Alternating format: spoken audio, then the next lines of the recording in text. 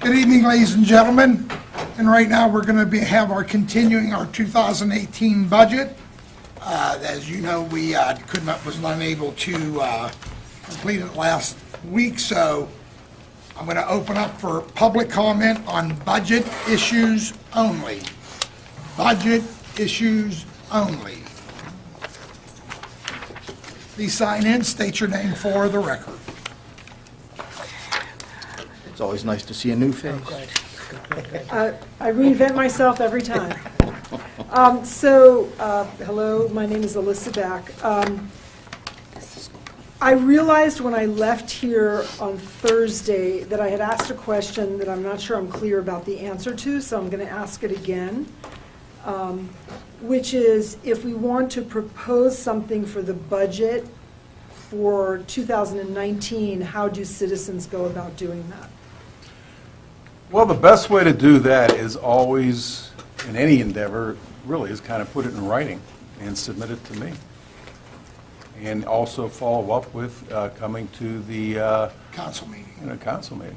And then it gets voted on. For example, I used the sustainability coordinator proposal last meeting. And then what happens? Does a motion get passed with council, or how do we implement that then? That depends on council. That would, during the budget if I can. Sure, yeah. During the budget process, again, I would suggest you'd submit it way before we actually get into the actual process. Tim, Like put it- tomorrow? Well, I don't know about tomorrow. We're not dealing with that deal for months from now, but, So I would that's- say next September. yeah, I was gonna say August, September. Next September. Yeah, September's probably even better. And that way Tim can add it into the budget, and then as the budget process goes, that'll allow all the council to go through, as we do, because we get the budget as soon as management, our department heads go through all their process with Tim, and then that'll either be accepted or rejected by council. Okay, so I guess the question is, it's about the budget, but it's also about the way that the municipality conducts business. So if a citizen proposes something in August or September, what if there needs to be conversation about it starting tomorrow? Let's put it this way, when you submit it, make sure you come to the council meetings and talk about your issue. Okay. Alyssa, if I can offer a suggestion, if you're talking about a sustainability coordinator, what would be really good is to have maybe 1 or 2 pages about, a job, not a full-blown job description, but what other communities around the country, not in Pittsburgh, but around the country, what they do with a sustainability coordinator, and educate the public, educate the council, educate me. I mean, I know on an overview what a sustainability coordinator, but, get into a little bit of detail, but not a lot. So in order to do that, how does that get budgeted? So I'm a volunteer. There's an urgency about this sort of thing around the country. You're mentioning the country because it's not just about Monroeville. Exactly. And so what I'm hearing come back to me is that it's my responsibility to do that. Do we have to budget right now in 2018 for a task force, for example, I'm willing to volunteer, but there may be other people, expertise that's needed to bring this in to educate everybody. I come in with my little papers and I give you guys things and ladies, but that's just a small portion perhaps about what needs to happen. Does that need to go into this budget? Well, if you're talking... I believe it does right now. And if you lobby this council, Yes. Right now, and they tell me to put it in the budget, I have to put it in the budget. Okay, so what I'm lobbying for right now for the 2018 budget is a task force that will look into the implementation of a sustainability coordinator for the next year. Because it's probably going to take a year to educate all of us, including the community, each individual council members. It's a big task before us. So would that be something maybe we could set up, think about setting up maybe like a board for? That doesn't sound like something that every month she's going to come up and tell us all this stuff, and we have to, between I can't- no. your time and, I mean, I've made it a pact with myself to come up here each I'm not saying meeting. you don't have to come each meeting. I mean, to, educate us any way you want and/or listen or be part of. But, we have tons of boards that, like Human Needs and Resource and Park and Rec, and, maybe you have a Sustainable Monroeville. But these are which all is- volunteer organizations. I'm Correct. talking about within your system, But our they all system. report back to the council. All of our set boards report back to us. How about employees? They report to you too. They report to the They manager. report to the manager. Okay, but they're responsible to you. You're still the boss, aren't you the boss of the Yes. employees? Yes, Yes. yes. Well, Right. Tim is, but Tim's responsible to council.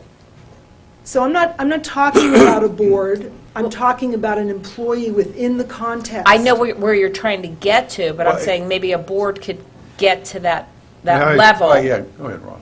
You're probably going to say the same thing I am. My suggestion is kind of like on the basis of Tim's. It seems to me that every time we look at the budget, it's a justification thing for the money. So if you would do some research on some people that hold these types of positions, like Tim said, around the country, maybe even mail for their job description, so we have a better idea what this person's going to do for us at what cost. Yeah.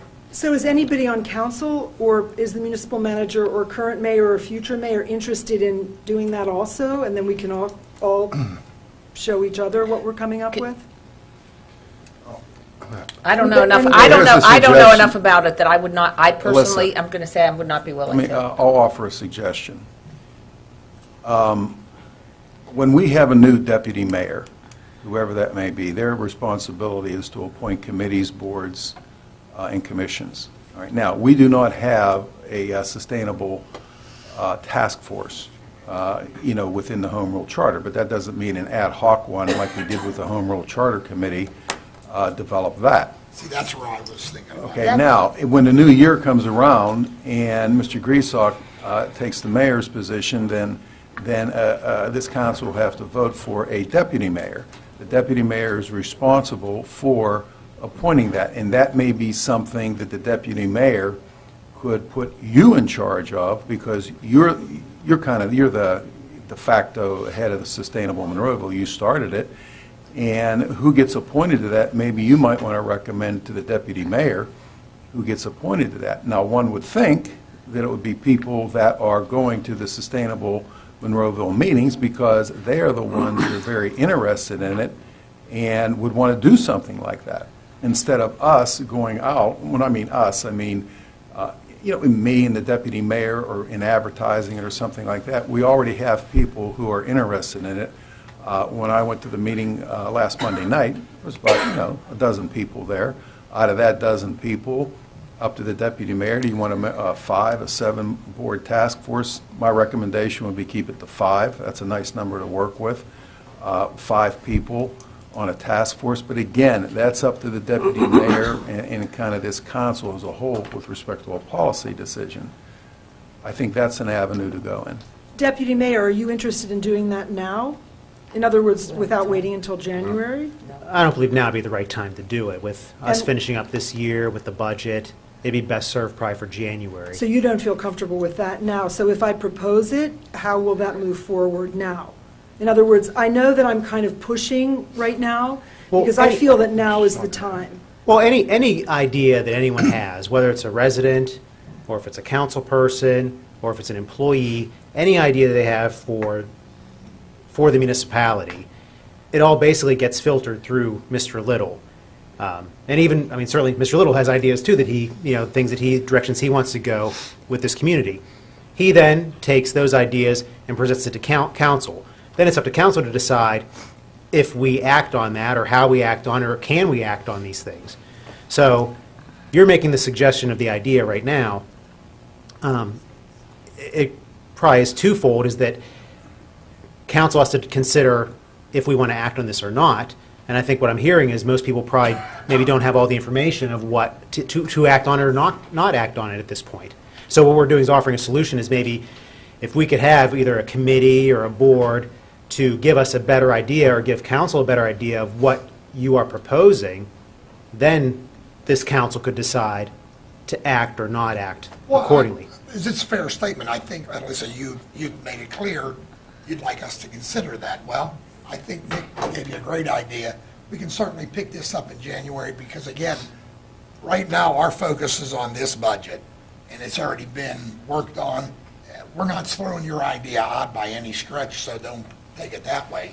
I appreciate your tenacity, but you have to give us time to digest that. Well, if I could, Mayor, and You agree Dr. or Beck, not? please. Yes, but also, too, I mean, even just as we're kind of talking through this, you already have Sustainable Monroeville Right. set up. Yes, it's not part of the municipality. I mean, it is, but it's not a board of the municipality. However, we could use that as a vessel to give us information on what a sustainable director would be. So I'm just saying this publicly. I will be in the next couple of weeks submitting to the deputy mayor a proposal Next for an year. ad hoc committee, and I will request on behalf of citizens of the municipality of Monroeville that be acted on before the turn of the new year, because I believe that the people sitting before me are to represent the citizens. And so I understand what you're saying, Mayor, that you're not putting me off, but I'm going to be putting a proposal in Well, on that's fine. behalf Yeah, hand in the of proposal. citizens. And submit it to Let's Tim. take it step by step. Right, okay. Let's do Yeah, submit it that, to Tim. okay? I think that'll be the best way to Very do good. it. Okay, thank you. Thank Anybody you. else would like to address council on budget issues only? Seeing none, we're going to go to our department heads for our question and answers. Tim, I know you're going to do human resources for Joe. Well, what I'm going to do is I'm going to cover Joe Sedlak's area, and I'm going to cover mine. And we'll start out with mayor, municipal council, municipal manager, general legal services, insurance, and interest and transfers. And I don't think this will take very long. Not too much is. It's kind of the same as last year. What's that, Steve? Oh, no. Okay, all right. Okay, mayor and council, salaries is Use based, the handout or go to the book? you can use, the handout, I think, is much more quick. I gave everybody a handout. Yep. All council. 25,500 is the budgeted amount, total 4,500 for the mayor and councils, 3,000 each. That's for the year. Salaries and wages on temporary employees, $72,000 we're putting in. We put that in last year. We put in a little bit more last year, but we came up with about $72,000, and that's 3 summer employees per elected official. And that seemed to work out really well this past summer, where we got I thought, a lot of good work out of the summer help and also the OBR program out of the Department of Labor, which was free. Seminar expenses increased that a little bit to $500. That's for the ALOM conference and also additional banquets. Dues and memberships I had to increase, and that's for Pennsylvania State Association of Boroughs, the COG, the Chamber of Commerce, and other dues and memberships that council belong to. Office supplies increased to $150, and also food had to be increased for the different beverages, cups, coffee, and everything that go into council.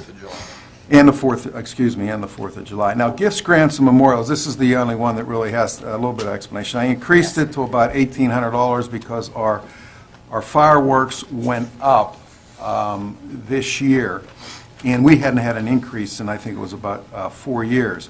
Now, one thing I want to remind council is that there's $25,000 budgeted. Now, $10,000 of that is from the Convention's Visitors Bureau, and last year, they gave the money directly to the July 4th committee. All right, now, we can continue that, and I can reduce that by $10,000. But we put that in there because they would give us a check, and then we would give it to the committee. But last year, we didn't do that. JJ got the check directly from Mr. Logan, and it wasn't recorded in our books. And if council's okay with that, I can reduce that by $10,000. What's council's pleasure? I like the reduction.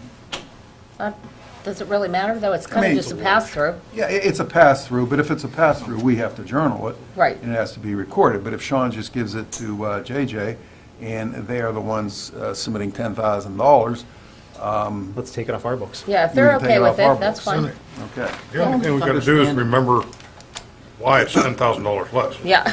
Yeah, Go ahead, unquestionably. Tom, you had something you want to say? No, thank you. I'm sorry. How does our financial counselor think?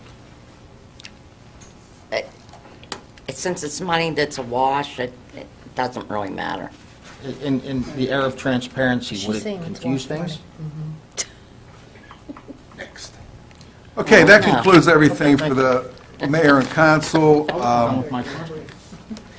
I have the answer now, thank you. Oh, okay, I'm sorry. I am. Okay, so there will be a reduction there under mayor and council, as everybody can see. There was even you a happy now? reduction before the 10,000. Okay, under the manager's office, salaries, the salaries will be for the manager, the HR director, and also for Dara, my secretary.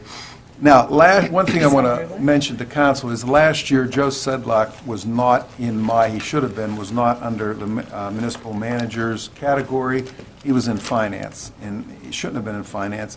So if there's an increase in things like pension and healthcare costs, that's the reason why, all right, as we go down through here. Salaries, wages, and temporary employees. This is where I put, as I talked about in my budget message, for the floater clerk and the part-time right-to-know officer. Now, what I did is I reduced that. You'll notice in my budget message it's higher, but I reduced it because I didn't think it needed to be as high as I had it in my budget message. I think I had $15,000 for the right-to-know, and I have $10,000. And the floater clerk, I think I had $10,000. I reduced that to $5,000. So that's $15,000, and that's a new line item under my budget. Unless council has any questions with that, that's in the budget right now. If you pass the budget, those two part-time positions, which, as I mentioned to you at the last budget hearing, I'd like to combine those, and which would be a union position. Who would the part-time person, the right to know, who would they report to? Well, technically, the part-time right-to-know officer would report to Joe, because Joe Sedlak is the one doing that. Okay, so in other words, you're asking us to put this person on, and then they have to report to Joe, and Joe has to tell them where to find the stuff, so he's really not saving any time. Until they get educated. Yeah, but they're a part-time person. I mean, it's going to take them quite a long time to get up to speed. I don't know Are about our that. right Once- to knows going up? Pardon me, Steve? Are they going up in comparison to the last They're couple staying years? steady. They're staying steady. And Joe's been handling it thus far? Yeah, but as I mentioned to council last year and this year, Joe's title is HR director, and there's a lot of stuff, I'll just say stuff, that an HR director is supposed to do. For instance, the employee handbook, a draft of the employee handbook had been worked on for 18 months, and a draft of it has been given out 6 months ago, and we haven't even had a chance to sit down and look at it because Joe and myself just haven't had the chance in order to go back to the department heads, bring it to Mr. Ratcher, and move ahead with revising the employee handbook. That's just one item that an HR director is supposed to do. Tim, as you know, I'm married to an HR director, and I don't see where Mr. Sedlak is so overwhelmed that he's not putting safety programs together, he's not doing all this hiring. I'm just a little confused. I think I just need a little more information as to maybe the job description as to why it's so overwhelming that we need to hire 2 people with the amount of Pleasure of employees there are. council. That's all.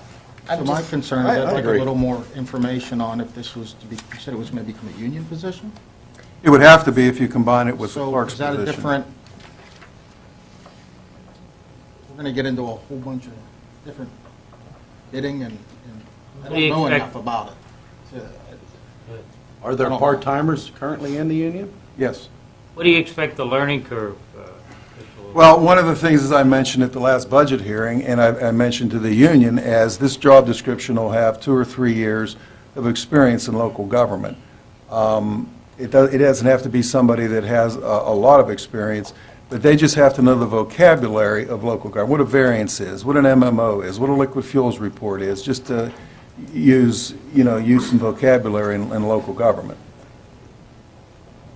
Well, if I can, I'm in support of this position for the simple fact is, just to answer your question, Steve, is that our right to knows, and I won't say names, but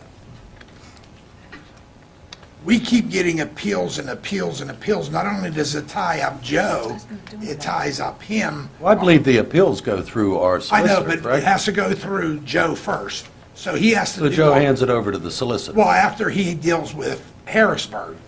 They tie up a lot of our time.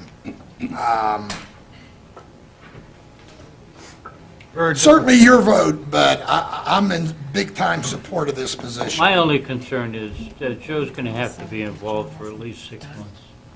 Well, until this person absolutely learns, but I guess they could also work with Ratch, too. You could Well, certainly educate them. but then there's a charge from our solicitor at that point, too, correct? If he's working with, That would be part of the, that would be under the retainer. That'd be part of the routine type. okay. Thank you. My other question is, with these part-time office personnel, that would be for the front desk, is that correct?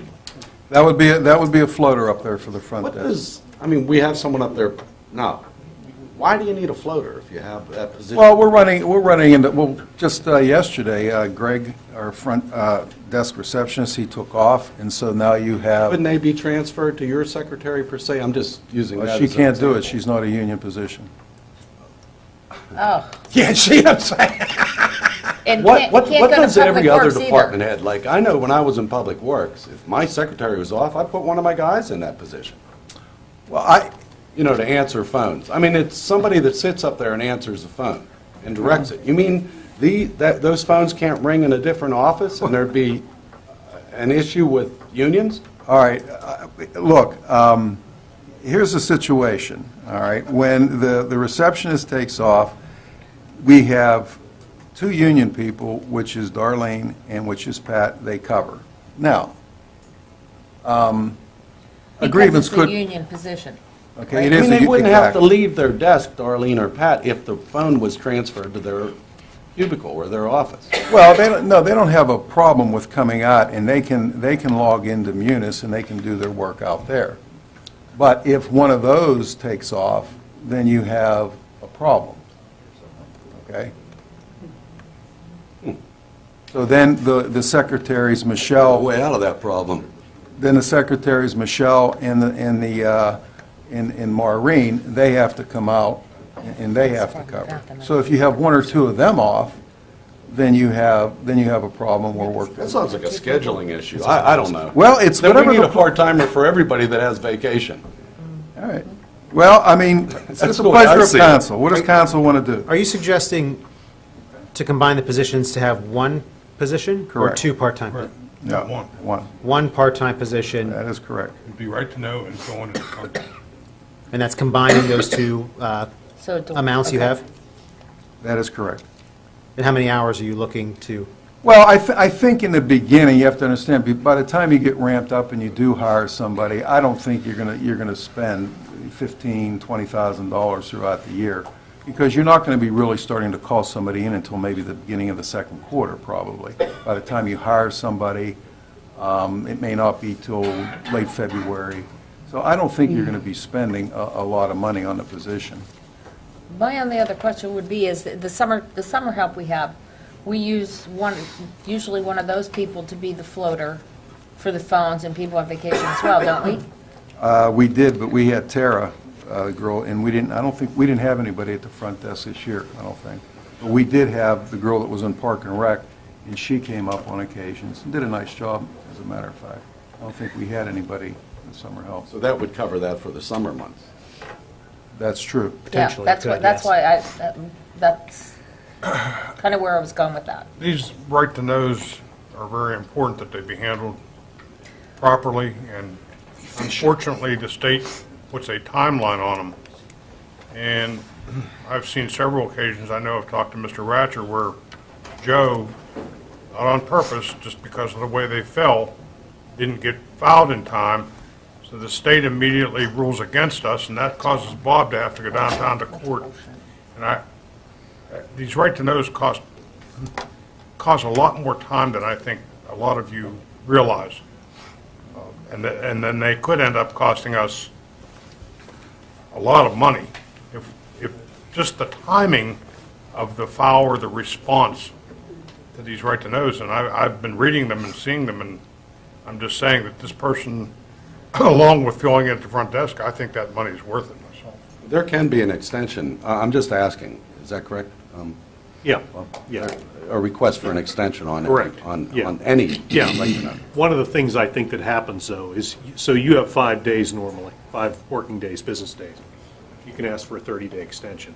One of the things that happens, though, is that you start customarily, because you're behind, you're asking for 30-day extensions. And then you're all filled up with 30-day extensions, so you've got 30 days worth of, 35 days worth of work queued up. So you probably, you're not getting anywhere because you've filled both mailboxes now. And I think that's where Joe is oftentimes.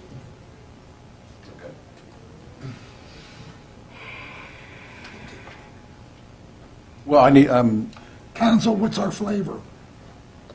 flavor. I'm in favor of keeping it. Keeping it or hiring? I mean, keeping it in the budget.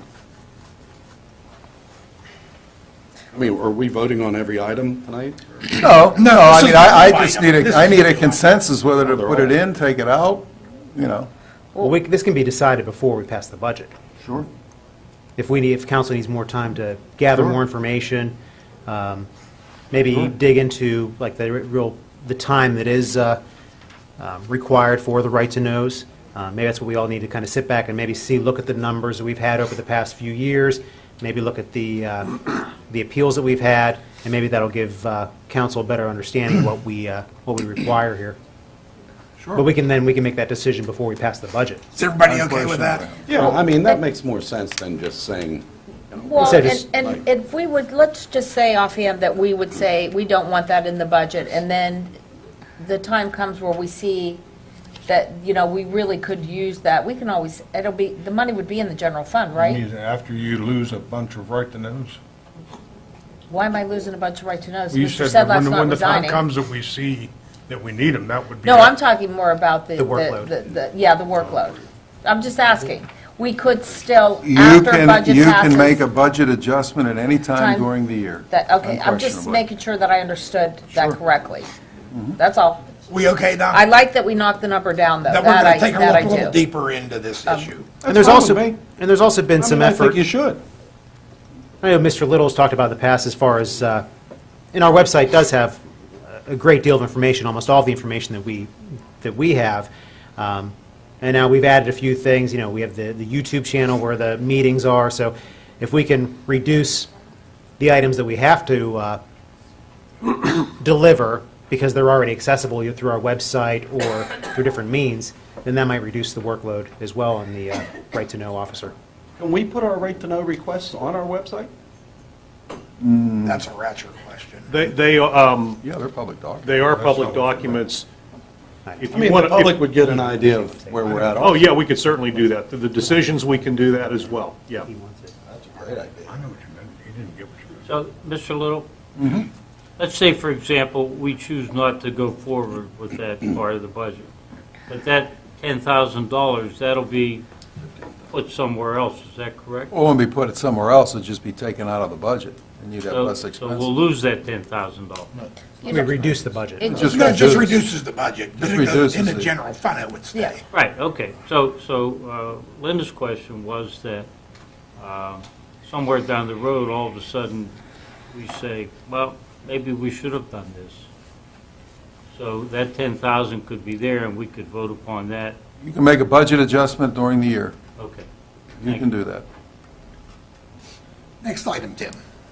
Okay, stenographic services, that's for Sharon. She was,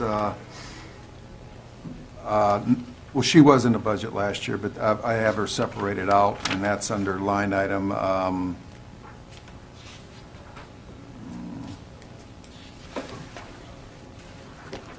2111, as it is on your spreadsheet there. That's for Sharon. That's just Okay. a move. Just move it. Pardon me? Nothing changed, you just moved it. Yeah. Okay, Code, we've been updating the code. We have not had any movement on updating the code. We still have $4,850 to do. That was the same as last year, and we have to update our code. What's in the budget also is for the having that on the website, which General Code Publisher charges us to have that on the website. Seminar expenses stay the same. That's for the ALOM conference, ICMA, PELRAS, which Joe and I both go to. Advertising expenses, kept those the same, $17,000. We stayed with Pittsburgh Post-Gazette Local on Fridays because the Times Express, which is a Trib Review newspaper, discontinued doing legal ads. Just a little, the reason we're with the Post-Gazette is because the Tribune Review is not published in this area, is that correct? They don't publish legal ads anymore. Right, and our expenses of advertising, the legal ads and so forth has gone up because we had a better deal with the Tribune Review. It was No, as a matter of fact, when the Trib notified us about a year ago at this time that they were discontinuing legal ads in the newsprint, in the printed of the Times Express and the Trib, we checked, or Dara did, my secretary, with the Post-Gazette, putting it in their local edition, which is different than the regular Post-Gazette, and the cost was virtually the same, which really surprised me. Thank you. Yeah, it was, and that's why we went, and we really didn't have any choice. Continue, sir. Okay, office equipment, that $2,500 is in there for obviously office equipment and repair, and if it's not used, we have, Mike Adams is getting a estimate on some of the carpets in the municipal building, this room in the conference room specifically where the carpets need cleaned. This building is working on being 18 years of age, and I have a public works department coming up here and looking at doing some cosmetic work throughout the winter in the municipal building here. Dues and memberships, increased at $100 for the dues and memberships for myself, municipal manager, PELRAS, and also the Association of Planning Association. Office furniture kept at $2,000. I didn't spend any money out of that this year. My credenza upstairs in my office is precarious, to say the least, okay? And also, Dara and I didn't buy any chairs. We were going to be buying a chair for each of us, so that's with that $2,000. Any other questions out of the municipal manager budget? What kind of chair you buying for $2,000, King? Yeah, nothing. That's for... There's two of them. That's for a new credenza and two chairs. Okay. All right. A chair probably costs about $300-400, okay, a new chair. Continue, Dale. Although I can buy one for $2,000. I mean, there probably is one out there. Yeah, they I'm can sure it still be in it. vibrates, you know. I don't think we're doing that. All right, general legal services, legal and stenographic services, that's $2,000. That's in case we need to have Sharon do any kind of verbatim transcripts, for instance, for zoning hearing boards or anything else. That's what that's there for. We didn't have any expenses come out of that last year. Retaining fees stay the same for our solicitor, and out of the retaining, what I did is I put that down inside of outside legal services, kept that at $20,000, and that's also for Mr. Ratcher, what he does outside of the retaining, and quite possibly, hopefully not, maybe for Campbell, Durant, and Beatty, because we'll be entering into negotiations with the police next year, and hopefully we will not be going to arbitration, at least that's my hope. So hopefully we will not need that, but it's just in there in case we do need something for arbitration. Continue. Any questions? Okay, under insurance, this is the bulk of Joe Sedlak's report right here. Just to go through workers' compensation, that's a $40,000. Well, let me back up a little bit. We don't get our quotes in on the insurance traditionally every year until after Thanksgiving. So Joe has put together some numbers here that are estimates. They are not definitive. But whatever they are, we will adjust that before the final budget goes out.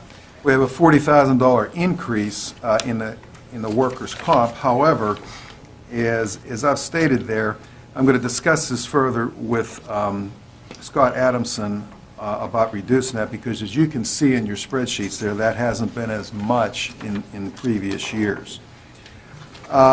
Same thing with unemployment insurance. We self-insure for unemployment insurance, and we have not spent the amount of money that's in there for the, as you can see, we're nowhere near the $40,000 figure. So I'm going to discuss that with Joe when he gets back, and possibly we're going to reduce that. But as I said, caution should prevail in that you never know when you're going to have to spend that money. Miscellaneous insurance, the increase is here because of what Mr. Fulkerson talked about at the last budget hearing. His 4-year term is coming up, and we share the cost for a bonding for the tax collector, which that's approximately $17,000. The whole bond is about $34,000, and we share that with the with the school district. So that's the reason why that has gone up significantly there. The deductible for health insurance, Highmark, we have been holding pretty good on that. We've budgeted about $420,000 each year. As year-to-date, we're $342,000. Last year, we spent $353,000. But this is a moving animal. You just never know, and I would not move that $420,000 figure. I would keep that the same, and if it's less, it's less, because you just never know when that's going to move up, and that's all depending on claims. Okay. The next area is the debt service, and debt service stays the same for our outstanding bonds, which is $3,170,000 approximately. Interest and transfers, I want to talk a little bit more about this at the end, and I increased that by $300,000, as I said in my budget message. I want to transfer $1.3 million instead of $1 million, because I think we had to put more into the roads this year. And does council have any discussions on that? Okay. And the municipal authority, they're right on track with what they use for gasoline, oil, and lubricants. One other item that I would like to talk about is, so council understands, through the budget hearing process and also for the public, there's a lot of expenses that may be reduced, may be increased, not so much on the revenue side. It's tweaked a little bit, but that usually isn't done. So when the final budget is passed, hopefully in December, there will be some changes in the expenditures, as we just talked about. There could be a reduction. Maybe council doesn't want to have the part-time positions we're talking about, although that's small, and it'll be reduced. One of the bigger items that we've talked about before is the upgrade of our public safety communication. All right, and if I'm not mistaken, the mayor mentioned that we did get word today that we did get $100,000 of that grant. That is correct. And initially, we thought maybe we'd be getting $500,000. So with that in mind, we have approximately $700,000, as I mentioned at the last budget hearing, which means $300,000 is going to have to come out of the fund balance if we're going to move on this. And I think council is of that flavor that they do want to move on this. So I think we're at the point right now that that is kind of solidified, that that's what's going to have to happen. Now, instead of, we've been looking at this and monitoring this, instead of taking money that we've collected more in business privilege tax and taking that money and maybe putting it into the public communication, I've taken it, the money that we get from the finance authority, and that's $150,000. I've transferred that into the public communications fund. So council's aware of that. So we have about $350,000, and we have the asset seizure, which is about $250,000, and we have a grant for $100,000. So that gives us $700,000, which just roughly we're $250,000, $300,000 short. Now, according to Chief Cole and Mr. Tomasek, our consoles downstairs in the dispatch center, they should be replaced rather quickly. Once we get official word that we received this grant, and if we have received it, from what I understand, verbally, but we still need a letter saying, and we should be getting that within the next week, I would imagine. We can move ahead, and we can start purchasing this stuff. Do we need to make any kind of motions to do so? Well, what I want to do, very good question. What I want to do, once we get the letter, And when you get a grant, you have to pass a resolution to that effect, and a budget, a minor budget has to be outlined, and I'll have that for council and the public on what we're going to be spending the money on. Okay, with respect to transmitters, radios. I don't want to wait, I consoles. don't want to wait a whole month to order the consoles for downstairs. I don't either. If we get word next Sure. week, then, if we get the letter, I want to make sure that the very next day or same day, the consoles are ordered. Could we pass a resolution with that Well, condition? yeah, I mean, we can still move ahead with it, but the resolution still has to be passed That's for the fine, budget. that's fine, and as that'll long all as, be I'm not, I Yeah, don't want that's to wait no a whole problem. month. That's no problem. Okay. Okay. As long as we can do it that way, I think everybody. I'm fine with that, as long as we, yeah, same day, next Okay. day. And that concludes my budget report, unless anybody has any questions for me. Okay. Okay, folks, if we would all, now we're going to go to our regular business meeting, but before we do, please, we all rise for the Pledge of Allegiance, followed by a moment of silence. Sorry. Pledge allegiance. Ready? Hang on, let's give him a second.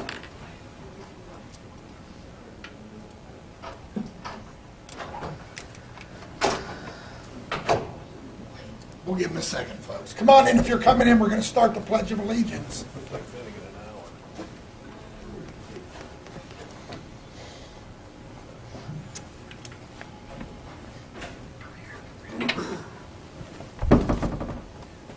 Please remain standing. We're going to do the Pledge of Allegiance, followed by the moment of silence. I pledge allegiance to the flag of the United States of America and to the republic for which it stands, one nation, under God, indivisible, with liberty and justice for all.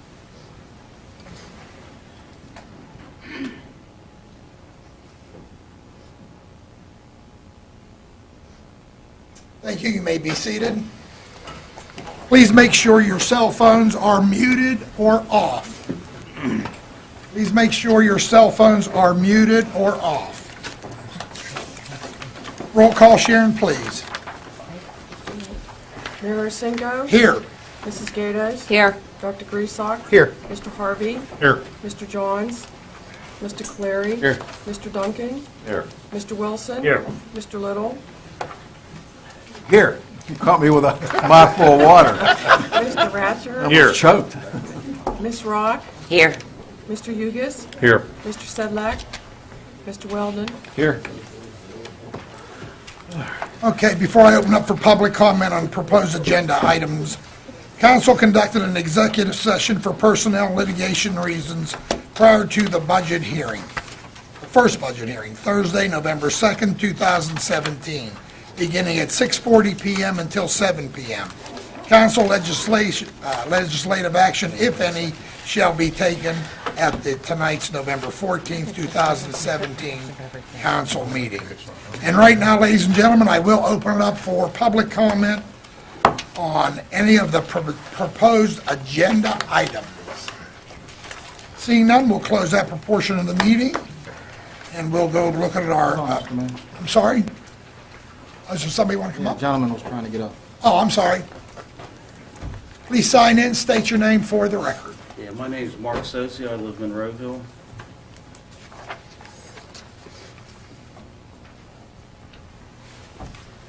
I'm here to talk about a property that's being subdivided, 2507 Haymaker Road. Okay? Yes, I know that. It's my understanding, has there been an approval for that already, or? No, that's what tonight's all about. Okay, okay. Well, I just wanted to bring up my concerns. I have a couple of things here. Maybe if, I don't know if you guys. You can pass it down to Tom, and they can pass it around. That area right there is really bad area, that road. There's a lot of accidents there all the time. And they're talking about putting maybe 2 more homes on that road, which are going to be exiting right at Haymaker and Saunders Station. And it's probably going to make it a lot worse. I mean, there's accidents there constantly. So, and one of the concerns are there's a private road that comes out on a Haymaker. There used to be Kaiser Drive, and they're talking about putting another driveway onto that private road. And if you see there, there's an agreement between all the homeowners. It's our responsibility to take care of that road, how much of that road we're responsible for. And I'm just wondering, how could another driveway be approved to put on a private road? Being that the borough doesn't take care of it, it doesn't get plowed, we don't get mail service, we don't get garbage service. That's up to us to take care of that. I would think that would be up to the property owners to make that sort of decision. I would, please. The agreement that you have, I believe, is a private road agreement, obviously, among Right. the property owners. Obviously, the person who is attempting to subdivide the property is a property owner. Right. So that is a matter that would be between all of you who are property owners there. The municipality has certain regulations for subdividing property. It's possible that this person, this owner, can meet our regulations here, but maybe not meet the private regulations for which you have an agreement. Right. So it's up to you to enforce those rights privately, because they're not in the public domain, they're private. Right. The only thing we can enforce here are the public rights, which we will review tonight as, when that comes up for I mean, I just consideration. have concerns with another driveway being, put there. What about when they're building a house? There's going to be all kind of construction going on. It's hard getting in and out of there as it is. When I pulled out tonight at 6:30, I waited for 34 cars to pass by before I could pull out on the road. And that's not even, that's at 6:30 at night. That's not even at the worst time. So, and also, as far as property goes, what are the limits? If you have a property, it's so wide, how close to the edge of the property can you build a house? Depends on what you're building, but generally in residential areas, you have setbacks on the sides of 10 or 15 feet. In the front, you've got to be 40 feet away. In the back, you might have to have a 30 or 40-foot rear yard. All depends on what district it's in and so forth, but you do need setbacks. Yeah, because it's a long, thin, odd-shaped property, and I'm just concerned, where's the house going to be, and what type of house is it going to be? We all have there's 3 small houses that are ranch-type houses, and, if people are going to spend $60,000 getting property and utilities, they're not going to build a little house, they're going to want to build a big house, and that's going to ruin our property value. I mean, it's going to look pretty odd there. If you see, there's pictures there where the property is. I just don't know how they're going to, get a driveway and exit out those properties, either one of them. Well, just so you know, and I think, Bob, you'll agree with me on this since I sat on zoning a lot of years with you. Let's just say there are some setback issues. They will have to go in front of the zoning hearing board. Now, if you have issues, I would assume you would have a right to go in front of them and make his demands known. Am I correct? Yes, if the subdivision is passed and these lots are divided, every one of those lots is going to... They already have stakes on them, like it's already been done, and... Well, and they may be getting a little ahead of the game there, but the fact is that every lot, every residential lot has what's called a buildable footprint. And basically what it is, it's the dimensions of the setback. Right. You can build inside of that, but not outside of it. Depending on how big or how small the lots are, of course, depends upon how big a house you can put on, because obviously you have to stay within the buildable footprint. Right. I don't know off the top of my head what the size of Is those there somewhere lots to are. find that out, or? Oh, it's in the zoning ordinance. Mr. Wilden could probably tell you. Right now, the 2 proposed lots are each about a half an acre in size, so they're fairly large lots. Well, and you can see where that, that is a narrow lot. I don't know where the driveway would even exit on there. One of the proposed lots exits onto the private drive, the other Right. exits onto... Well, that was my concern, the private drive. It's right on the Haymaker. And I do have a letter from, Wait, I'm sorry, did you say the other one was going to exit right onto Haymaker? That's So where there it would has- be 2, like, in 2 between those little 2 exits houses. on the right where Saunders breaks? Would you like me to bring the subdivision plan Please, up? please. That's on a bad bend right there. Well, yeah, you right were across getting from the it. Saunders split, and that's There are already a wrecks there nightmare. all the time. I've pulled people out of their car I know my at daughter that lives down from intersection. that, I've seen it. I live back that way too, so I know what you're talking about. I just am confused on this exiting. Is the applicant here? Yes. They intend to do a presentation later. I Oh. don't know if they have a survey here also. I don't know if you want them to come up now or want me to field the Your call, questions. council, what do you want to do? Well, we're already talking Do you about just want to it. move this up to Yeah. move the Come agenda on up? down. Yeah, let's just move it. Might as well get it over.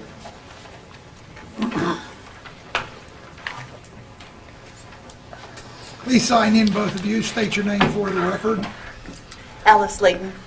Scott Pilston, I'm with Red Swing Group. We prepared the plan. I'm sorry, sir, what was your name? Scott Pilston. Thank you.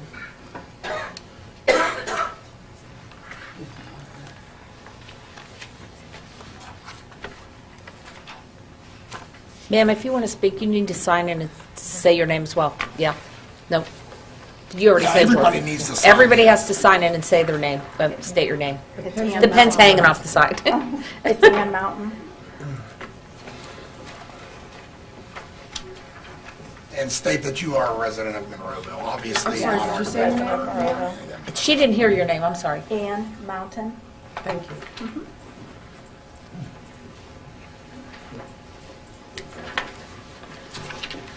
Okay, whoever want to start, I assume. This plan was prepared, as they said, at the intersection of Haymaker Road and what was known as Kaiser Drive, 50-foot private right-of-way. There was a single-family residence on the property, and the property originally had approximately 1.7 acres of ground. The property was subdivided. The existing house currently accesses Kaiser Drive. The new subdivision plan will have one lot that will access Kaiser Drive and one lot that will access Haymaker Road. All the lots are going to be serviced by public utilities. That's all taken care of, and every one of the lots meets the zoning code. Okay. Do we need to read, just because we moved it up, do we need to read the new business technic so that we're, description? I just want to make sure we're, Tim, go ahead before you since get we into kind of the moved it record. up out of order. Let's Should hope we it not? be out of order. Just, go ahead, Tim, that's. Number one, that's number Yeah. one. Yeah. Okay, it's 17-11 SUB Wilco Tango Foxtrot Properties. Applicants requesting preliminary and final subdivision approval of tax parcel 858D65 to subdivide the lot into 3 lots. Each of the proposed lots will have acreage in excess of .5 acres. The address of parent parcel is 2507 Haymaker Road in the R1 Family Residential Zoning District. The Planning Commission recommends approval with conditions. If I can expand a little bit too, we have a copy of the agreement, I guess, that was handed out to you. That agreement is for maintenance. That agreement clearly states what everyone's responsibility is, percentages. Spoke to the Lightons if the agreement needs to be rewritten, because I heard the comment that 3 of the owners are dead on that street and 1 person is maintaining everything. Shouldn't be like that. The agreement reads, all 5 owners maintain their own share, and they are broken down in percentages based on frontage of the road. That agreement's in force. Errors and assigns, doesn't matter if those people died or not. That property was sold to somebody else, they're responsible for maintaining it. So if one person is maintaining it, they have the right to have everyone pay their fair share for that. Lightons are perfectly happy paying their share. They're perfectly happy to rewrite the agreement if they want to do it again. But the agreement states Are it's you the one only that's for currently maintenance. taking care of everything? Mrs. Layton? No, Is that your she is name? not. Road? No. Oh, so No. are you paying your share? We haven't, we bought the property in March. There's been no upkeep that's been, Oh, you're the owner. Okay. yes, we're the owner of the property. Okay. And the maintenance, and the agreement says nothing about additional lots on that road. The agreement states nothing more than for maintenance purposes. What was So- the conditions that you all agreed to? It says, Planning Commission recommends approval with conditions. And what are the conditions? I have no idea what. They're in the addendum here. A lot of it has to do with recording the subdivision plan, compliance with the... Did you have a traffic engineer's study office. done for? No, not for a simple subdivision, no. No, it's just that the exiting onto Haymaker, it's so, I'm sorry, it's very dangerous. Yeah, And there's it's- already, the split alone is bad. I Right. mean, I see cars flip, and driving that road myself, I know. And now he's talking about as living there, what it would be like coming out the one little road. Now you're talking about putting another Yeah, I exit. understand, he waited for 34 cars today, but I doubt the 34 cars came up that private drive. If he's waiting No, for he's 30 waiting in the To get private on drive. Right, on Haymaker Road, and Yeah. this one lot isn't going to make any difference on the amount of traffic traveling No, up no, and down no. Haymaker Road. It's just that the exiting of another vehicle into the running of the traffic, especially if they're going to be further down, making that left, it's going to be closer to where that Haymaker split, and it's already, I I'm just understand it. asking, that's all. I Just- understand it. No, just- we did not do a traffic study. It is not a requirement in the ordinance Okay. for us to. Mr. Ratcher? Thank you. If they have access to the private road from the new property, would that require the municipality to start to take care of that private road at some point? No. Okay. Strictly, whatever's in that private agreement is between the people who are the owners of that property. Paul, But, excuse me, but that house that will be, that is proposed, that would exit onto the private, exit and enter on the private road, would they be part of that agreement? That would really be for somebody else to determine. But my advice would be that they would be part of that agreement by virtue of their ownership. Now, how they handle the fact that they have one more or one less person, that's up to all of them. And the Laytons agree to that. They understand that it's their responsibility, and it will be the responsibility when they sell that property, that would be attached to the deed. I just want to caution, no left turn there. you don't like left turns, Paul. Paul, Nowhere all in kidding Monroeville. aside, your world, everything okay? Yes, we reviewed the plan. The proposed lots meet the side, rear, front yard setbacks, minimum lot size. As far as access to Haymaker Road, they will be required to get a county driveway permit when they construct that house.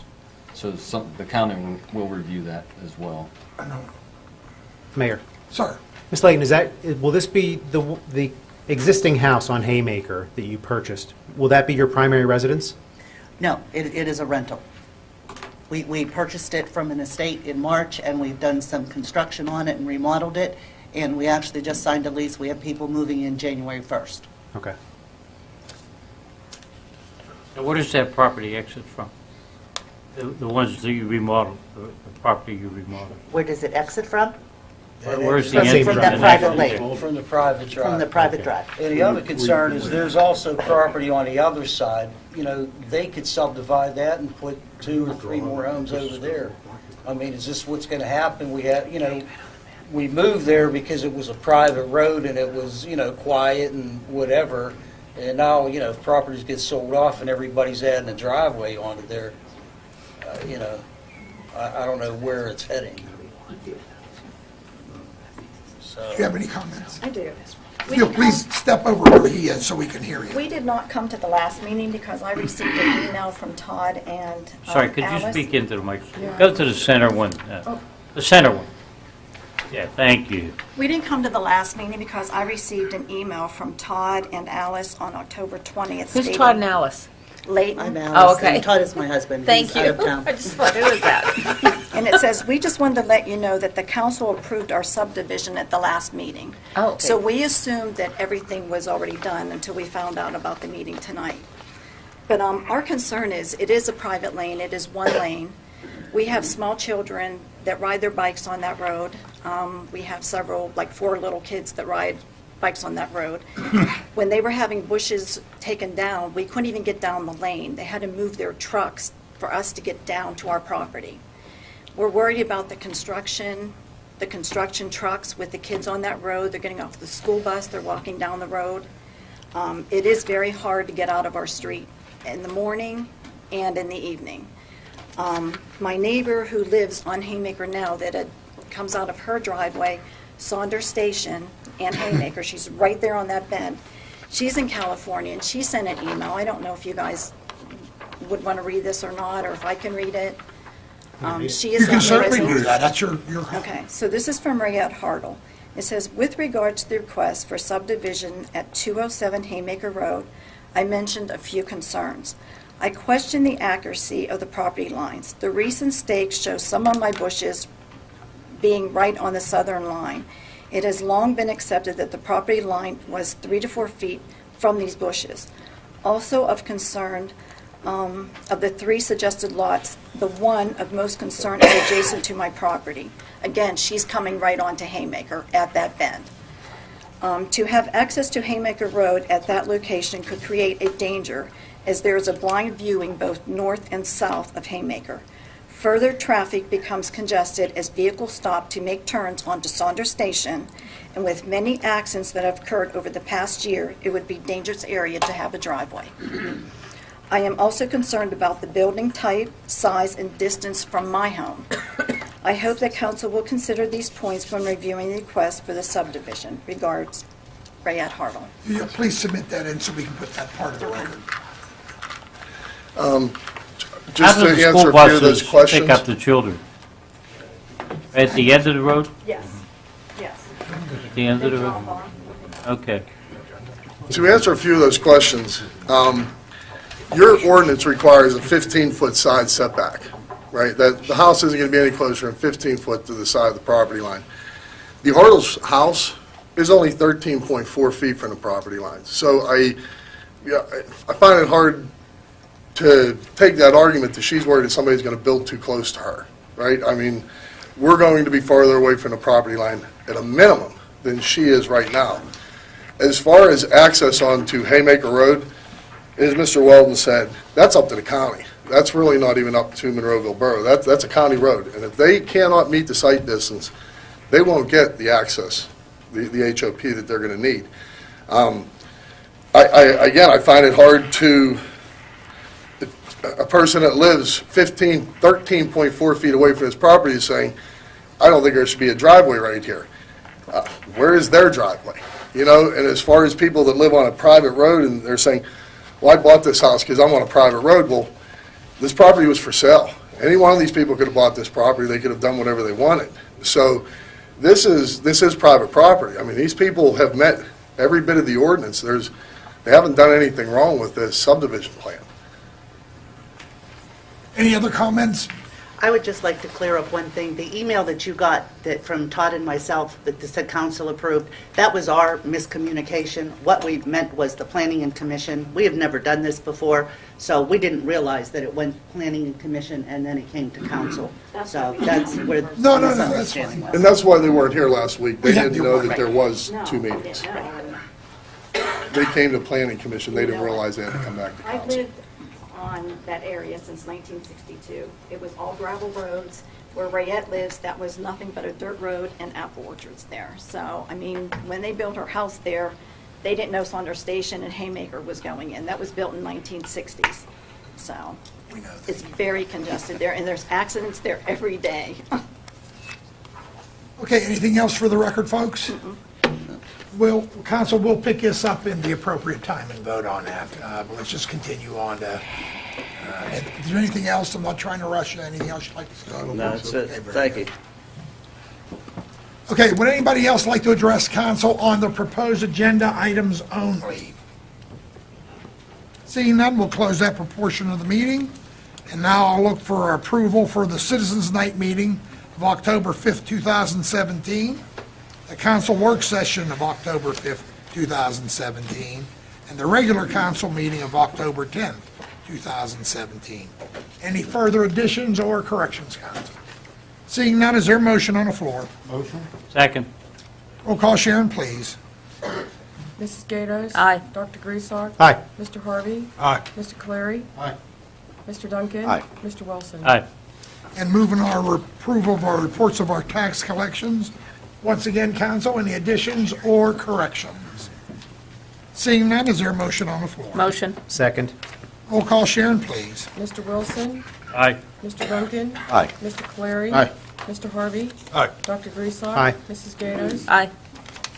In our payroll report, council, any additions or corrections? Seeing none, motion on the floor. Motion. Second. Roll call, Sharon, please.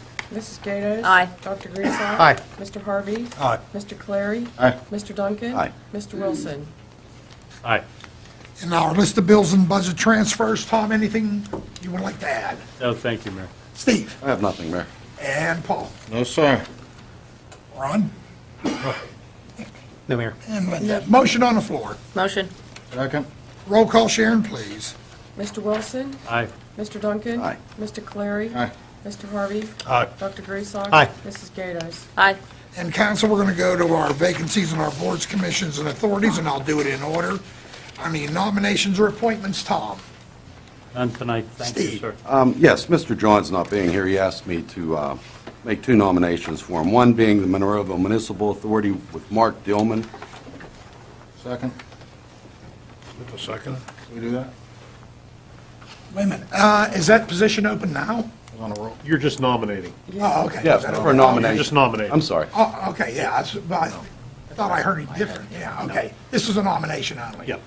Yes, That's I'm what doing he it said. on behalf of Okay. Mr. John. You don't have to make a motion or anything, right? He just makes a nomination. Makes a nomination. There's a second. All in favor? Just for the nomination. This is just for nomination. All in favor? Aye. Opposed? Okay, any else? There's Steve. Yes, on the Convention Visitors Bureau, also for Mr. Johns, I'd like to nominate Jim Brewster. Second. All in favor? Aye. Opposed? Ayes have it. Anything else, Steve? And that's all I have, thank you. Paul? None for me. Ron? Yes, I would like to, and boy, I hope I get the name correct, appoint somebody for the library board. Nominate. Actually, it's a Is this reappointment. nomination or an appointment? Nomination. Nomination. Mandel, sign. Sing. Sing. Second. And that would be for the Aye. library board. All in favor? Aye. Aye. Opposed? Ayes have it. Anything else? Sorry. No, that's all. Nick? Yes, Mayor, I'd like to nominate Pat Kahn for the library board. Is there a second? You get an easy name. All in favor? Aye. Opposed? Ayes have it. Anybody else, Nick? No, sir. Linda? I do not have anybody. All righty. Let's go to old business. Tim, if you would, under consent agenda. I'm sorry? Okay, old business, number one, Vasa Professional Building. Applicant is requesting revised site plan approved to construct a 12,000 square foot office, retail, and a 15,000 square foot storage room. The property is located at 4678 Old William Penn Highway in the C2 Business Commercial District. Motion on the floor. Motion. Is there a second?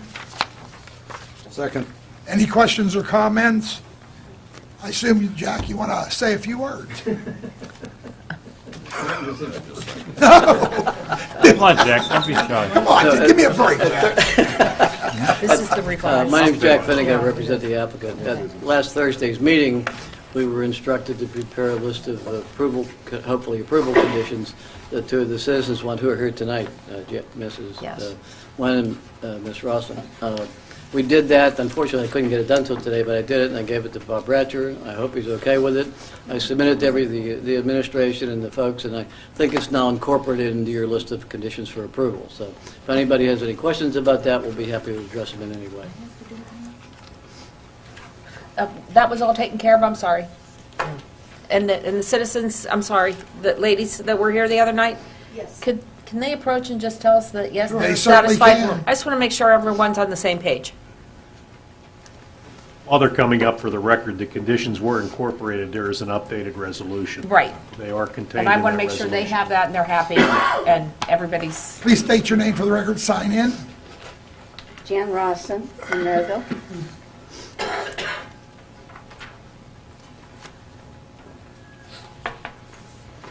Patricia Wen, Monroeville.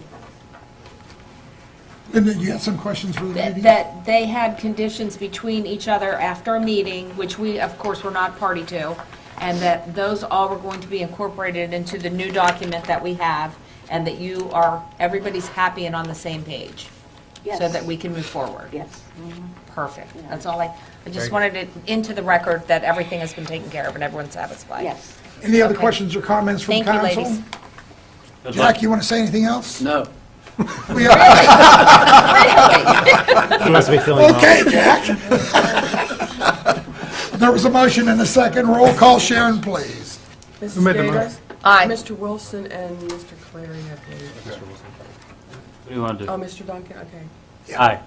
No, wait. Okay. Now, Mrs. roll call, Gators? Sharon, now, we know what we're doing, right? Yeah, hold on. Mrs. Gators? Aye. Dr. Griesau? Aye. Mr. Harvey? Aye. Mr. Clary? Aye. Mr. Duncan? Aye. Mr. Wilson? Aye. I thought I said aye. Don't do that to me. Thank you all. Sir. Thank you. Good luck. Okay, let's go under new business and just read the subdivision title in. We've already discussed it. Yes, 17-11 SUB Wilco Tango Foxtrot property. Motion on the floor. I'm not comfortable with it, Mayor. I'd like to make a motion to deny. I will second that. Second. Roll call, Sharon, please. I'm sorry, what was the motion? Motion to deny, and a second. Roll call, Sharon, please. Mr. Wilson? Aye. Mr. Duncan? Aye. Mr. Clary? Abstain? Mr. Harvey? Aye. Dr. Griesau? Aye. Mrs. Gatos? Aye. And Tim, if you'll go on to the next one, please. Excuse me, can we request something in writing? You will get something in writing per the municipality's planning code. Yeah, we'll provide that to you. Thank you. Tim, if you would. Okay, the second item is the Gateway School District, 17-3Z. Applicant is requesting rezoning of property from from R1 Family Residential to C2 Business Commercial. The property Having a tough address time is tonight. 4450 Old William Penn Highway, known as Allegheny County, lot and block number 855N105, and is approximately 26 acres. This is not a public hearing. That public hearing should have been off the agenda, my fault. That is correct. I thought you already had that, am I correct? Yes, the public hearing was last Thursday. Okay. Before I call for a motion, you gentlemen would like to say anything? Motion to approve. Any questions, we'll be glad to answer. Okay, Ron, this is your award. Do you have any? Yeah, I did, as a matter of fact. I did some research and driving around, looking at the property. I even stopped at several real estate agents in Monroeville because I had some questions concerning real estate, and one of them was it typical for a property owner to rezone the property prior to knowing what was going to go on it? And their answer in most cases was no. They said it's been done, but most times they let the property owner come and ask for the rezoning, which would give them the ability to tell us what it's going to be used for. And the school district has asked for a rezoning to increase the value, and I appreciate that fact. But the reason it would become more valuable is because it would go from R1 to C2. Now, asking those same real estate agents what that would do for them, they didn't think it would do all that much because somebody who wanted to develop it would need it to be a C2. The only reason why it would be worth more if it was already rezoned is that potential buyer wouldn't have to go through the legalities of coming up before us. I don't know, I don't think I would want to rezone a piece of property and not know what its intended use was. Meaning, once the property is rezoned, I think Mr. Ratcher would agree, because I've checked into this, that we would be very, very restricted as to the reasons why we would turn down the possible unwanted development.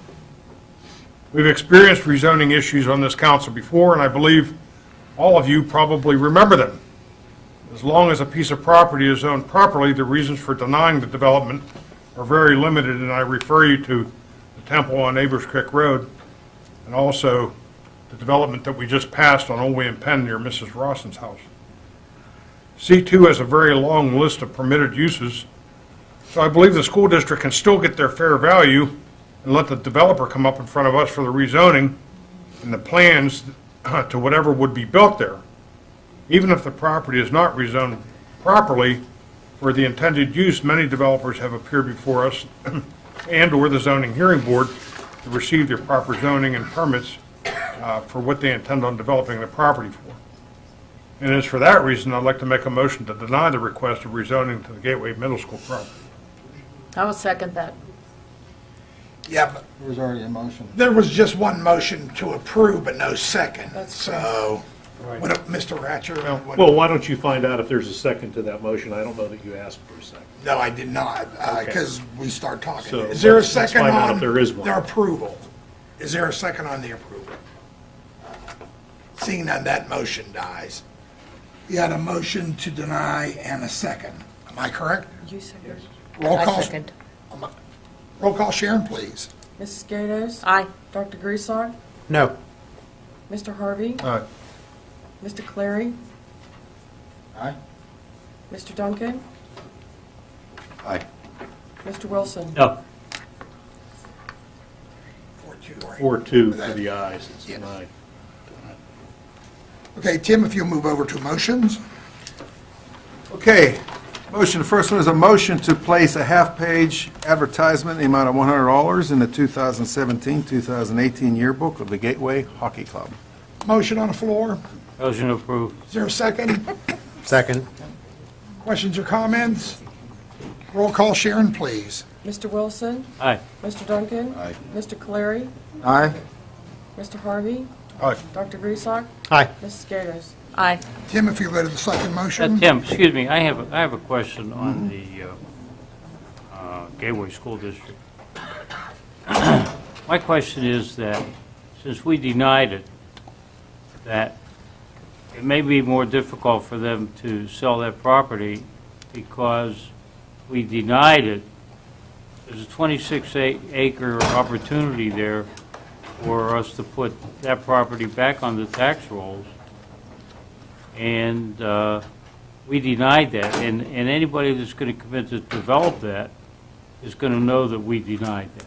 And they're going to be, perhaps they're going to be hesitant in purchasing that property because council here has denied that opportunity to sell that property. Mr. Wilson, can I just give you my 2 cents on that? Sure. Is, the reason I denied is because we don't know what they want to put there. And it's kind of putting the cart before the horse, because they could sell it to a nonprofit, and therefore it doesn't go back on the tax rolls. And I feel that in most cases, that a sale can be done contingent on approval of a rezoning from the council. And I believe that they can make a deal that way, and therefore we know what we're voting on that's going to go there. I mean, they could put a casino there, and maybe some people would love that, but maybe other people would hate that. But they could also put another emergency hospital type situation where we don't get any influx of cash from that either. So I think knowing more facts prior to us making a decision makes more sense, and that's why I denied. Thank you. And the denial was on making it commercial. Correct. Correct. Basically. And if the residents aren't really, I mean, they can still sell the property and then reapply for a commercial, correct? That's correct. Yes. Or residential, okay. It's Who not would stopped. reapply? Would it be the purchaser or the seller? Either. Either or. Either or? Okay, thank you. Either. We okay to move on? Timothy? Okay, the next motion, we did this last year, and I got an intimation from council at the work session that they wanted to do it again. A motion to conduct the January 2018 Citizens Night and agenda-setting meeting immediately following the January 2nd, 2018 reorganizational meeting. I should say we did this 2 years ago, not last year. Motion on the floor. Motion. Is there a second? Second. Any questions or comments? Roll call, Sharon, please. Mrs. Gatos? Aye. Dr. Griesach? Aye. Mr. Harvey? Aye. Mr. Clary? Aye. Mr. Duncan?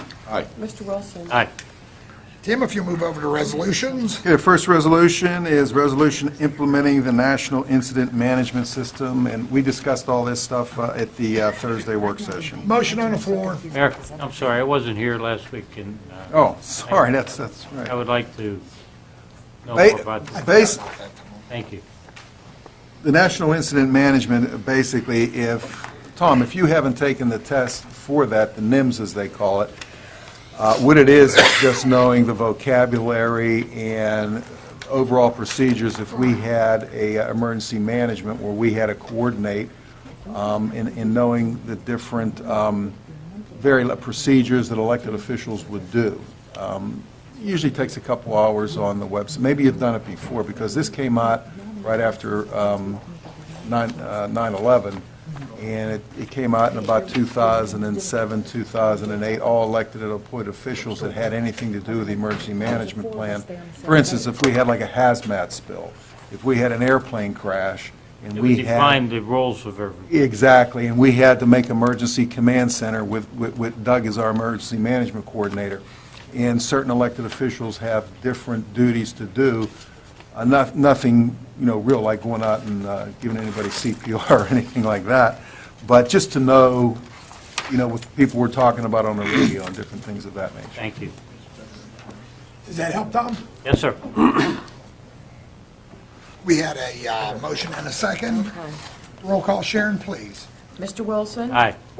Mr. Duncan? Aye. Mr. Cleary? Yep. Mr. Harvey? Aye. Dr. Griesbach? Aye. Mrs. Gatos? Aye. Timothy, if you would. Okay, a resolution adopting the Get-Go sewage planning module. Motion on the floor. Motion. Is there a second? Second. Roll call, Sharon, please. Mrs. Gatos? Aye. Dr. Griesbach? Aye. Mr. Harvey? Aye. Mr. Cleary? Mr. Cleary? Aye. Mr. Duncan? Aye. Mr. Wilson? Aye. All righty, Tim. Okay, resolution number 3, a resolution approving the transactions contemplated by the contract between the Municipality of Monroeville and the Redevelopment Authority of Allegheny County, active Allegheny County grant program, and affirming that such resolution has not been amended, modified, revoked, or rescinded. This is for the $45,000 grant for the study for the walkability and bicycle in Monroeville. Wilkins Township is in the process of finishing theirs up. Motion on the floor. Motion to approve. Is there a second? Second. Roll call, Sharon, please. Mr. Wilson? Aye. Mr. Duncan? Aye. Mr. Cleary? Aye.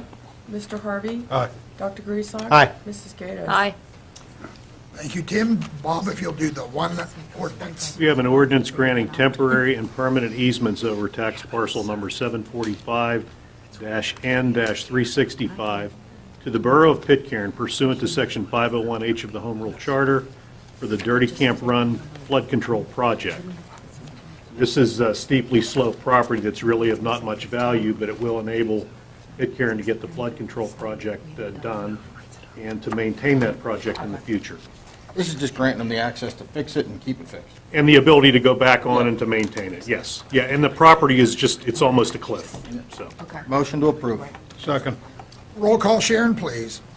Mrs. Gatos? Aye. Dr. Griesbach? Aye. Mr. Harvey? Aye. Mr. Cleary? Aye. Mr. Duncan? Aye. Mr. Wilson? Aye. Aye. All righty, and we'll go over to our reports of our municipal staff. And Bob, any other words of wisdom? None, Mayor. I'm going to hold you there, Tim. Paul? No, sir. And Josephine, anything All right. for us? No, nothing. All righty. Tim, if you would. I just want an announcement. Monroeville's annual tree lighting festivities will be Tuesday, November 21st at 7 o'clock at the Old Stone Church. And also, I'd like to offer my condolences to Joe Sedlak and his two brothers and his family on the passing of their mother. Okay, and that concludes my report. Very good. Okay, now we'll go open up for any public comment on any municipal items.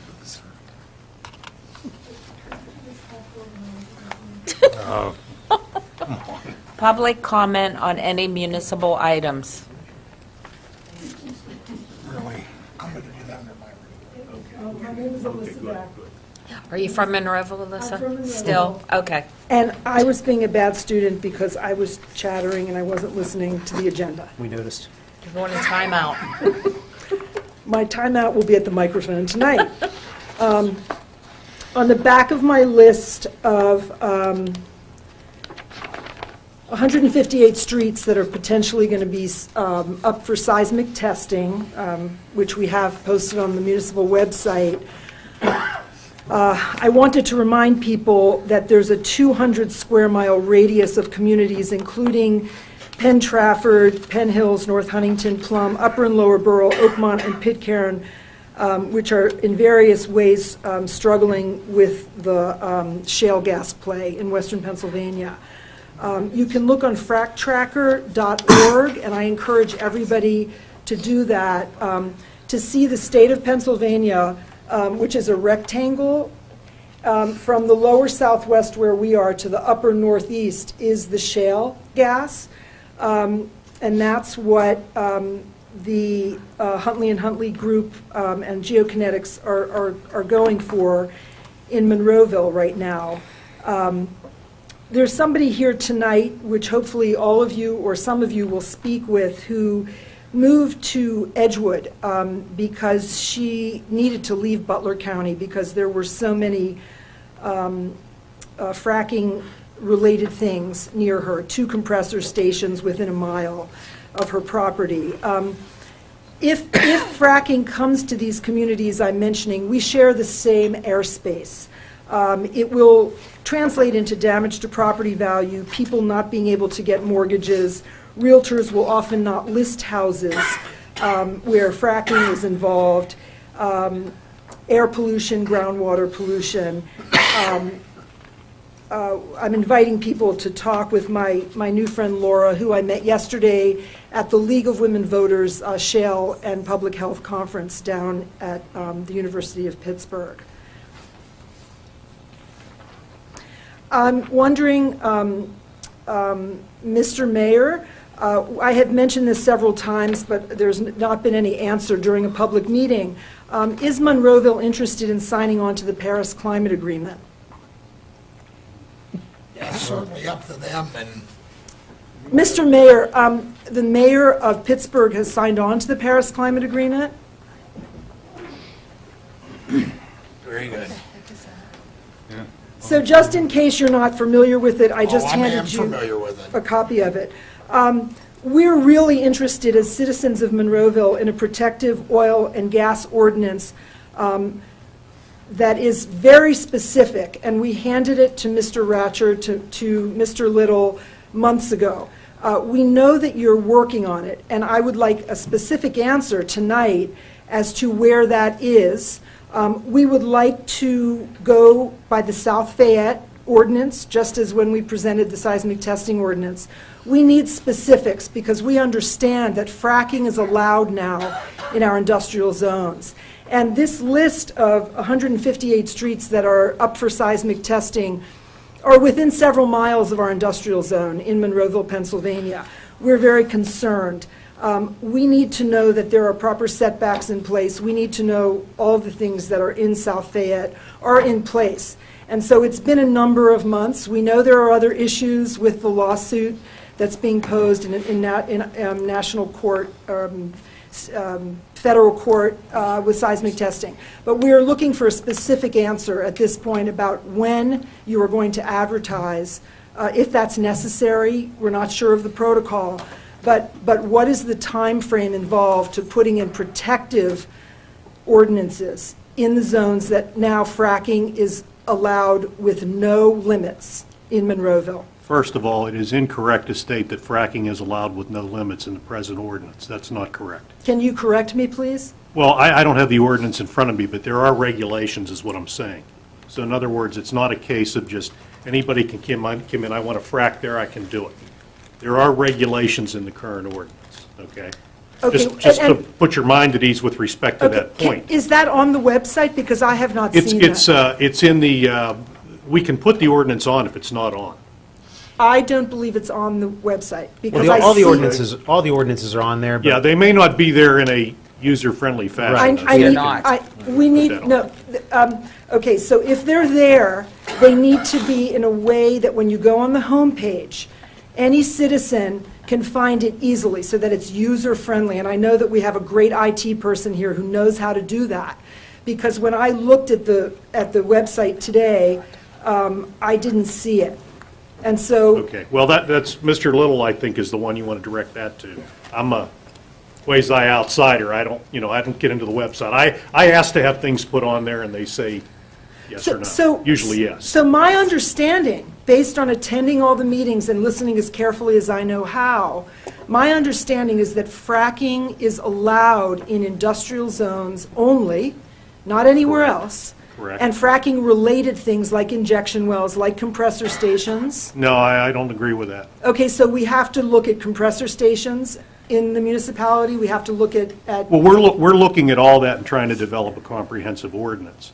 That's what we're in the process of doing right now. And what is the time frame? I would say the time frame now, we're probably looking easily at another 60 days. So we've had about 60 days, so that's about 4 months Yeah, total. whatever it is, we're going to do it right. And let me say something else, too. The ordinance that we have will permit fracking somewhere, because it has to.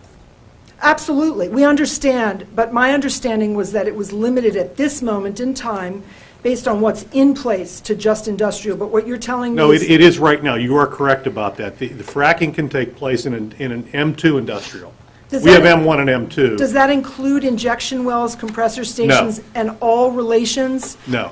So that's something we need to look at in all of Monroeville? No, we're looking at all of that for the new ordinance. What I'm saying is, though, somewhere in that ordinance, we have to decide where we're going to permit fracking. And that's part of what we're trying to determine now.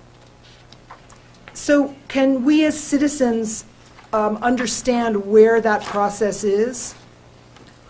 We're incomplete, we're gathering information, we're looking at regulations of various communities. That's where we are right now. We're in the process of trying to write a comprehensive ordinance. So we can expect to be able to see that ordinance in 60 days? Well, approximately 60 days. If it turns out in 60 days we're not ready yet and we need another 30 days, we're going to take it, because we want to do it right. So if there is, if things do not go our way in terms of the seismic testing ordinance, can the gas companies then come in and apply for gas wells and compressor stations? Well, because we don't have an ordinance that has enough restriction in place? We believe the ordinance that we have in place right now does restrict gas wells, compressor stations, injection wells, okay? We want to have one that's better, that's newer, because I think, as I mentioned in one of the prior meetings, and you were here, the ordinance that we have was a sort of circa 2007, 2008 ordinance. There have been some refinements since then in what's happened, and the law's also changed a bit. But there's nothing to stop anybody from coming in right now today and saying, we want to drill a gas well. They would be subject to the ordinance that we have right now. Until such time as we advertise a new ordinance, and then at that time, once that's advertised, then if somebody came in and made that same request, they would be subject to those regulations. Okay. If you could We just- really have to stay within our 5 minutes. Alyssa, you have made your case extremely well. Let us do our job. Let Bob work on that ordinance. I appreciate, again, your tenacity, but you're almost repeating yourself on some of that stuff. And again, I'm not trying to be mean, but we get it. We get it. Let Bob do his stuff. It'll be advertised. Yeah. Like it's supposed to be. You'll have, again, public comment time. If you have materials, obviously send them to Tim, he'll Yeah. get them to me, Yes. you know. Sure. I'm going to send them to him right now, airmail, to be put on record. Personal There we go. delivery. Everybody sees it. Personal delivery. Thank you. Okay, anybody else would like public comment on any municipal items? Seeing none, we'll close that portion of the meeting, and we're going to go to the reports of our council. Timothy. No, I'm sorry, Tom. I'm slipping. Tom. Good, Jimmy. Shut up. We got one more month. All right, one more month, and then Nick makes It was next to you. Go. That's exactly right, I forget names. Tom, you're up. Thank you, Mayor. First of all, I'd like to thank everybody for voting last week and retaining me for this position. I'm extremely excited and ready to move forward with everything. The other part that I'd like to thank everyone is for your thoughts and prayers for my wife again and my daughter. My wife got some good news yesterday and we're going to build on that, and my daughter will get better. It's not as serious as we thought. And the other part is that I'd like to send my sympathies to the Sedlak family, whom I've known for quite a long time, and Joe and Jay. My best and my sympathies go out to you. Thank you. Steve? Also, I'd like to send my condolences to the Sedlak family. And that's all I have. My condolences to the Sedlak family also. Thank you. Okay, light them if you got them, because this is going to be a long report. Well, I was gonna You got run- 5 minutes, and then we're I'm going to run shutting to you the ladies' off. room. First of all, I reiterate the condolences to Joe and his family. But I don't know how many people saw this, but I'm going to read it to you. And the first one is a Pennsylvania State Association of Boroughs publication that announced that they oppose House Bill 798, authored by Representative Tina Davis of Bucks County, which would move the oversight of municipal water and water systems and authorities to the Public Utility Commission. The Pennsylvania State Boroughs Association joined other municipalities and associations in providing testimony before the House Consumer Affairs Committee in September opposing this legislation. Under the proposal, rate increases would be decided by the PUC, not your local officials. Costs for review before the PUC are estimated to be between $200,000 and $400,000. And local authorities and municipalities cannot afford this unfunded mandate. Borough operations, budgets, financing, and addressing the needs of the community are for local decisions. As opposed to privately held water and water system companies, municipal and water authorities' owned systems are not operated to generate a profit or return on an investment to stockholders like they are proposing. These authorities need to break even or add to capital reserves for future projects. Additionally, under the public ownership, public assets of the community, such as water reservoirs, treatment plants, and distribution and collection systems, will be lost to private entities. Pennsylvania State Association of Boroughs is also concerned that the PUC is not equipped to handle the oversight of an additional 1,000 publicly owned systems. Additionally, the PUC meetings are held in Harrisburg and not local for many citizens who want to be part of the input process. So they are encouraging municipalities like ourselves to write opposition against House Bill 798. I personally would be against that, but I'm letting you all know. I will construct a letter with approval of council. Well, good, add this one to it. House Bill 1620, authorized by Nick, and I'm going to butcher his name, Massarelli of Delaware County, was recently introduced to speed up the deployment of new wireless broadband technology, specifically distributed antenna systems and relatively new wireless technology. While Pennsylvania State Association of Boroughs supports the deployment of such technology, the association opposes House Bill 1620 because it is a threat to the preservation of the municipal rights relating to the regulation of public right-of-ways. If you remember a while ago, we had this discussion. In controlling these small radio towers, the only thing we had was the zoning hearing board and the public right-of-ways. This bill would abolish municipal zoning authority over wireless antennas in rights-of-ways and nearly abolish the authority over wireless towers in right-of-ways, placing public safety at risk, and removing the public from the approval process. It would also prohibit municipalities from requiring standard legal protection from companies with wireless facilities in public right-of-ways. This bill would also limit the assessment of fees for wireless facilities in right-of-ways and would allow contractors to submit up to 50 permit requests in one application. Further, the bill would strip municipalities of most of their authority over wireless towers in the right-of-ways. While one section of the bill states the municipality has zoning rights over towers taller than 50 feet, Other sections of the bill would restrict the municipality's rights over these towers. The Pennsylvania State Association is asking each borough to adopt a resolution opposing, excuse me, opposing House Bill 1620 and send it to your state legislature. And I'd like to make a motion that council authorize Mr. Ratcher to draft such a resolution. I second that. All in favor? Ron, who introduced Well, that? I mean, I can call the PSAB and see if they have a sample resolution opposed, and they probably do. I would love that. And I'll Ron, I'll be delegating who introduced I that may be bill? late, but I wasn't that late. 1 second, please.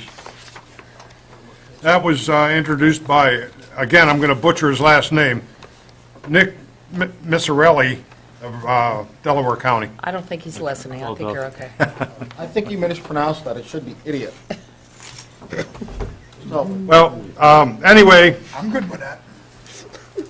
that being said, the remaining of my report is that I was talking to Chief Cole, who says they are very, very close to hiring the new police officers. And I just wanted to tell you a fact, although they're all from different communities, they all graduated Gateway High School. Yay. Nice. And last but not least, I want to inform the mayor, council, deputy mayor, mayor-to-be, that I have retired as fire chief of Monroeville No. 5 Fire Company. Congratulations. Officially. Yeah. Officially. Congrats. Their elections were last Wednesday, the day after our elections.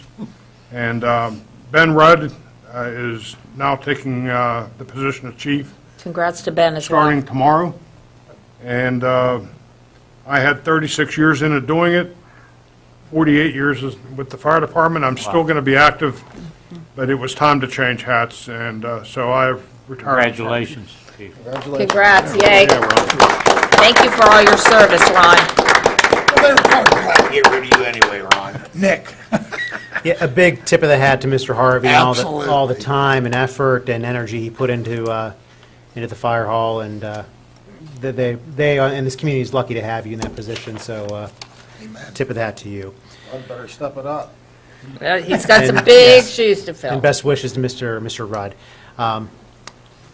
Once again, just want to thank everyone that came out to vote last Tuesday, and I really appreciate the confidence you have in me, and I look forward to serving this community in that capacity as mayor. So looking forward to it in January.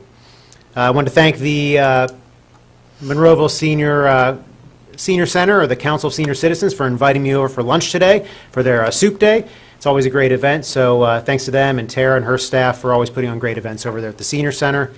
And my deepest condolences to Mr. Sedlak and his family for their loss. That's all I have for this evening. Thank you, sir. Linda? I will start off with my condolences to the Sedlak family. When my family first moved here, we lived on Blueberry with the Sedlaks as my father built our home. So we've known them for quite a very, very long time. And my mother and Mrs. Sedlak played bingo together for years. So it's a big loss, almost like a family loss. So major condolences to the entire Sedlak family from the Kelly family. Next, Ron, I don't know, there's not enough words to say thank you for everything you've ever done for Monroeville. It almost tears me up a little bit. And good luck, Ben. Like I said, you got some big shoes to fill, but I have confidence in you over there as well.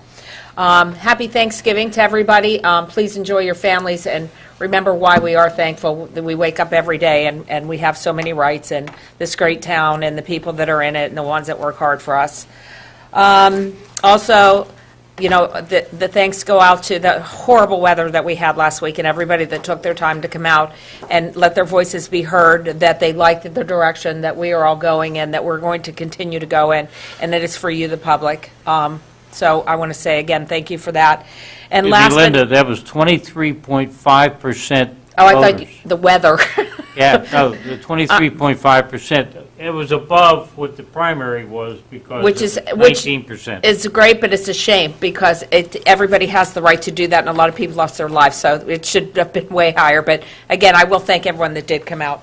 And last but certainly not least, happy birthday to my son. His birthday is tomorrow, and he's out of town working, but no matter how big they get, you're still their mom, and I still love him, and I'm proud of him, and so happy birthday, Andrew.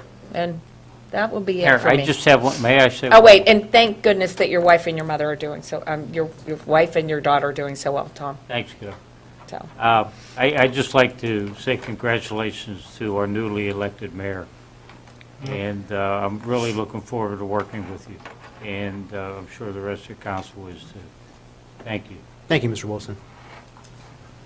All righty, obviously, happy Thanksgiving coming up here very quickly. I agree. Thank you to all who came out and voted. It was a nasty day for those of us that stood at the polls. It wasn't 13 fun. hours, 13 hours, yeah. But thank you for coming out. Ron, I was kidding you on my comment. I know most of you know Ron not only was part of the fire department for 46-plus years, he's also a retired police officer of almost 26 years. I don't even know how you put that in words to say thank you for your service. And Ben, he has a hell of a lot of big shoes to fill in, and I know he'll do it, Ron. Just so everybody knows, I try to talk Ron out of it, and of course, when he gave me his reasons, and she's about 1 year old, am I correct? Just a little over. That's his granddaughter, and I get it. And his And his wife. wife, of Yes, course. please.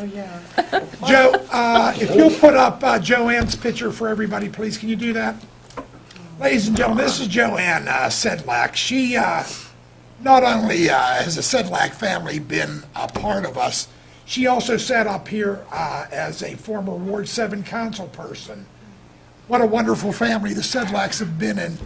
I don't even know how to say it enough, as everybody's tried to express their condolences to the Sedlak family. So sad, but I know that she's had a wonderfully long life with her family, and again, condolences. Nothing else really needs to be said. What a wonderful family.